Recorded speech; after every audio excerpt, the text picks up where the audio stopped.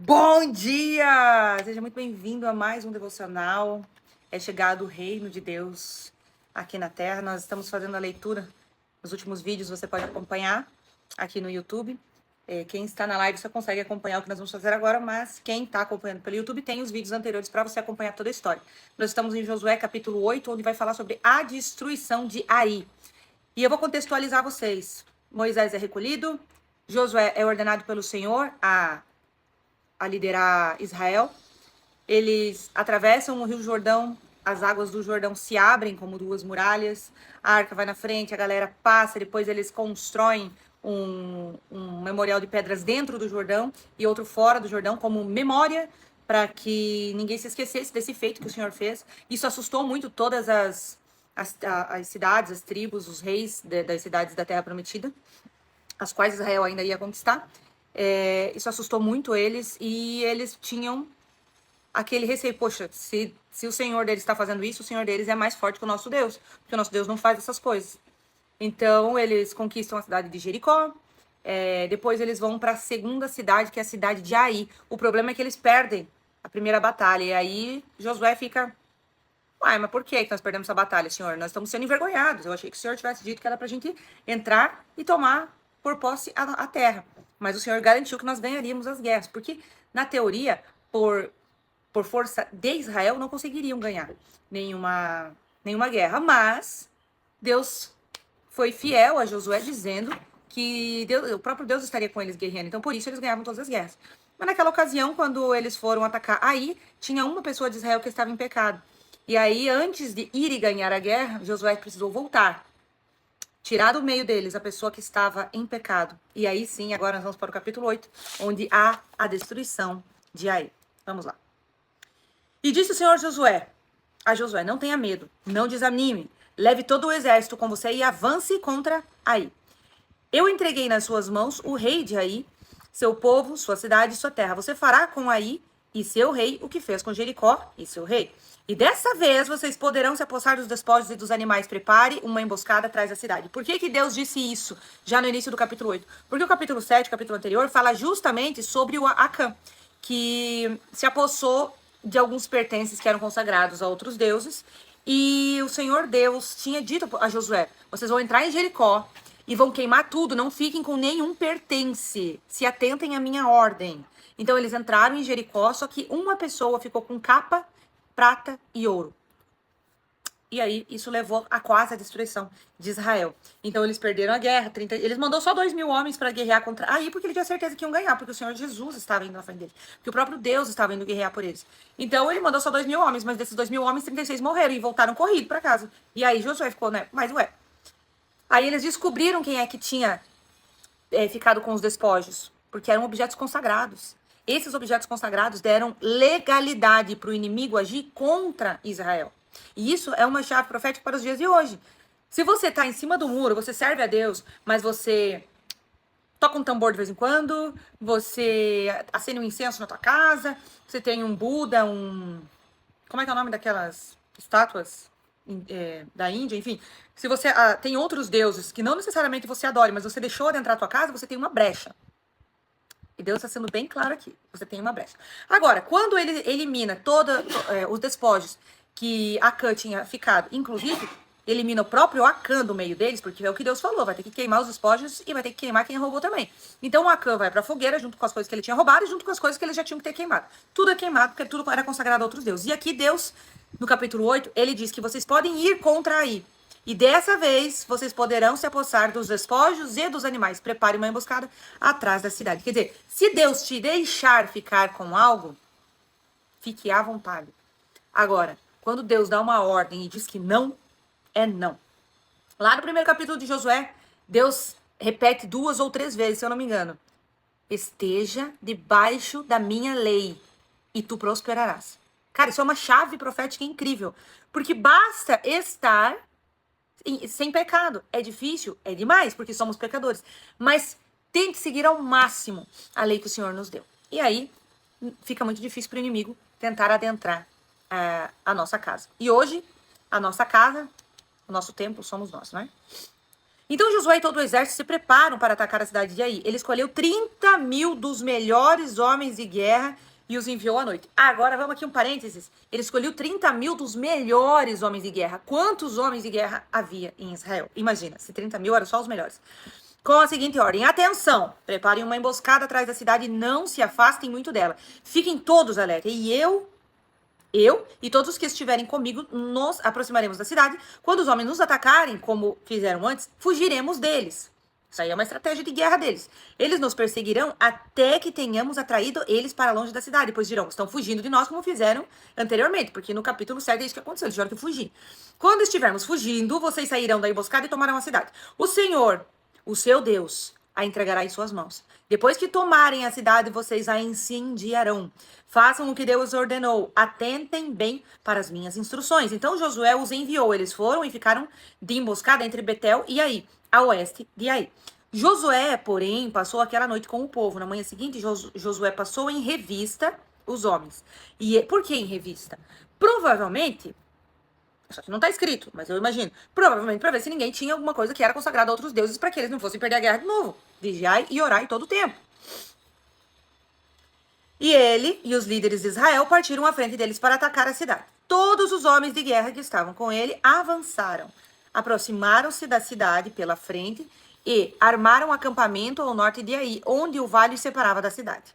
Josué pôs de emboscada cerca de 5.000 homens entre Betel e Ai, e a oeste da cidade. Os que estavam no acampamento no norte da cidade e os que estavam na emboscada a oeste tomaram posição. Naquela noite, Josué foi ao vale.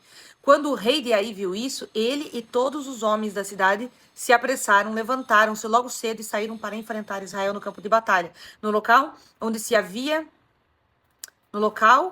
avista a Arabá. Ele não sabia da emboscada armada contra eles da cidade. Josué e todo o Israel deixaram-se perseguir por eles e fugiram para o deserto. Todos os homens de Ai foram chamados para persegui-los. Eles perseguiram Josué e foram atraídos para longe da cidade. Nenhum só homem ficou em Ai e em Betel. Todos foram atrás de Israel. Deixaram a cidade aberta e saíram em perseguição de Israel. Disse então o Senhor a Josué: estende a lança que você tem na mão em direção de Ai, pois nas suas mãos entregarei a cidade. Josué estendeu a lança em direção a Ai e, assim que o fez, os homens da emboscada saíram correndo da sua posição. Entraram na cidade, tomaram-na depressa e incendiaram-na. Quando os homens de Ai olharam para trás e viram a fumaça da cidade subindo ao céu, não tinham para onde escapar, pois os israelitas que fugiam para o deserto se voltaram contra os seus perseguidores. Vendo Josué e todo Israel que os homens da emboscada tinham tomado a cidade e que dessa subia fumaça, deram meia volta e atacaram os homens de Ai. Os outros israelitas também saíram da cidade para lutar contra eles, e de modo que foram cercados, tendo israelitas dos dois lados. Então os israelitas os mataram, sem deixar sobreviventes nem fugitivos, mas prenderam o rei de Ai e o levaram vivo para Josué. Israel terminou de matar os habitantes de Ai no campo e no deserto. Onde os tinha perseguido, eles morreram no fio da espada. Depois disso, todos os israelitas voltaram à cidade de Ai e mataram os que lá tinham ficado. 12.000 homens e mulheres caídos mortos naquele dia. Era toda a população de Ai, pois Josué não recuou a lança até exterminar todos os habitantes de Ai. Mas Israel se apossou dos animais e dos despojos daquela cidade conforme a ordem que o Senhor tinha dado a Josué. Assim, Josué incendiou Ai, um lugar abandonado até hoje. Enforcou o rei de Ai numa árvore e ali o deixou até tarde. Ao pôr do sol, Josué ordenou que tirasse o corpo da árvore e que o atirassem à entrada da cidade. E sobre ele ergueram um grande monte de pedras e que perdura lá até hoje. Sempre que eles erguem um monte de pedras, é um memorial, né? É para deixar um recado. Não faziam placas naquela época, deixavam recados com corpos. E aí vem a renovação da aliança no Monte Ebal. Então Josué construiu no Monte Ebal um altar ao Senhor, o Deus de Israel, conforme Moisés, servo do Senhor, tinha ordenado aos israelitas. Ele os construiu de acordo com o que está escrito no livro da lei de Moisés, um altar de pedras não lavradas, nas quais não se usou ferramenta de ferro. Sobre ele ofereceram ao Senhor holocaustos e sacrifícios de comunhão. Ali, na presença dos israelitas, Josué copiou nas pedras a lei que Moisés havia escrito. Todo o Israel, estrangeiros, naturais da terra. Naturais? Todos os estrangeiros e naturais da terra. Quer dizer, algumas pessoas que não eram israelitas ficaram na terra. Mas isso, provavelmente, eles que escolheram por algum bom motivo, né? O Senhor deve ter os ordenado. Então, todo Israel, estrangeiros e naturais da terra, com os seus líderes, os seus oficiais, os seus juízes, estavam em pé, dos dois lados da arca da aliança do Senhor, diante dos sacerdotes levitas em pé, de fronte do monte Gerizim, a metade de fronte do monte Ebal, tudo conforme Moisés, servo do Senhor, tinha ordenado anteriormente para que o povo de Israel fosse abençoado. Vocês percebem que Moisés já não está no meio deles, mas eles continuam seguindo ordens que Moisés tinha dado a eles, porque o Senhor tinha dado a Moisés. Porque Deus é um Deus de gerações. Isso é muito importante. Por mais que Josué não é do DNA de Moisés, é geracional passar o sacerdócio de um para outro. Nos dias de hoje a gente faz muito isso, sendo pai, de pai para filho. Mas eventualmente é de um sacerdote para outro, como aconteceu com Moisés e Josué. Em seguida, Josué leu todas as palavras da lei, a bênção e a maldição. Presta atenção. Deus é amor, mas ele também é fogo consumidor. Deus é justo.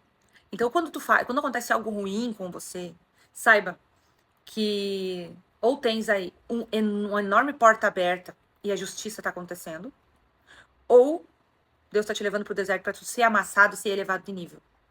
E é muito importante ter esse discernimento. É muito importante. E é por isso que a gente precisa ler isso aqui, ó. Tá escrito no livro da lei. Esse é o livro da lei, é a Bíblia. Tá? Não se baseia no que outras pessoas dizem, não se baseia no que eu tô dizendo. Por isso que toda vez que eu faço o devocional aqui com vocês, eu digo, leiam a passagem. Hoje nós estamos lendo Josué 8, então leiam, para que vocês tenham um entendimento também. Não houve uma só palavra de tudo que Moisés tinha ordenado que Josué não lesse para toda a Assembleia de Israel, inclusive mulheres, crianças e estrangeiros que viviam no meio deles. E aqui ele fala, inclusive mulheres, crianças e estrangeiros, porque na cultura deles, nesse tempo e ainda hoje, na verdade, as mulheres não tinham, nem as crianças não tinham muitos direitos, né? E aqui é sempre para lembrar que para Deus nós sempre temos um lugar. Para Deus, a mulher tem um lugar muito especial e próspero. Nas mãos da mulher é que tudo prospera e se faz algo, se transforma algo nas mãos de uma mulher. O homem entrega para a mulher uma casa e ela faz um lar. O homem entrega para a mulher um esperma e da mulher sai uma família. Então, tudo que o homem dá para a mulher transforma. Da mesma forma que ela também tem o poder de destruir. E olha que chave. Quando nós mulheres entendemos que através de nós transformamos para o bem ou para o mal, isso é uma chave muito forte, porque tu pode fazer do teu marido um grande sacerdote ou um grande babaca, um grande homem ou um grande banana. Depende de como você tem liderado a tua família debaixo do sacerdócio do teu esposo. Tá certo? Então, aqui no capítulo 8, a gente relembra que nós precisamos estar com as palavras da lei na nossa mente, no nosso espírito, na nossa alma e na nossa boca. Que no antigo Israel, o governo de Israel era sacerdote celestial e também governo. E é por isso que aqui eles agiam com as próprias mãos, homem contra homem. Hoje nós não temos mais o sacerdócio, nós não temos mais o governo, porque Jesus nos entregou a autoridade espiritual para lutar. Então hoje a gente continua guerreando, mas no primeiro, no terceiro, no quarto, no quinto, no sexto, no sétimo céu. Nós guerreamos nos locais celestiais. É nesses locais que nós guerreamos hoje. Hoje nós guerreamos contra principados, potestades, hostes malignas, seres espirituais malignos. É com esses que nós guerreamos hoje. Nós não lutamos contra homem, porque em Efésios 6,12 é isso que fala. A nossa luta não é contra carne e sangue. Ué, mas no Antigo Testamento era, exato, porque o governo era diferente. Na Nova Aliança, Jesus Cristo nos deu autoridade espiritual, que não era uma coisa que se tinha no Antigo Testamento. Eles não tinham autoridade espiritual, eles tinham autoridade de governo dado por Deus. Então era tudo no corpo a corpo. E agora nós temos autoridade espiritual. Porque Jesus morreu na cruz, nos deu o sangue dele para que nós pudéssemos pisar serpentes e escorpiões, para que nós tomássemos veneno e não nos fizesse mal. Desde que, a aliança mudou, mas a ordem é a mesma, desde que nós nos mantenhamos em cima do caminho, desde que nós nos mantenhamos sobre a lei. Eu vou ler aqui rapidinho para vocês o que o Senhor ordenou a Josué no capítulo 1, e é legal que vocês leiam também, mas é só para vocês entenderem essa chave, olha. Meu servo Moisés está morto agora, pois você e todo este povo preparem-se para atravessar o Rio Jordão, entrar na terra que eu estou para dar aos israelitas, como prometi a Moisés, todo lugar onde puserem os pés, eu darei a vocês. E isso aqui, nos dias de hoje, é tudo espiritual, gente. Presta atenção, quando você entra em um local que você antes não tinha Deus, você está tomando um território.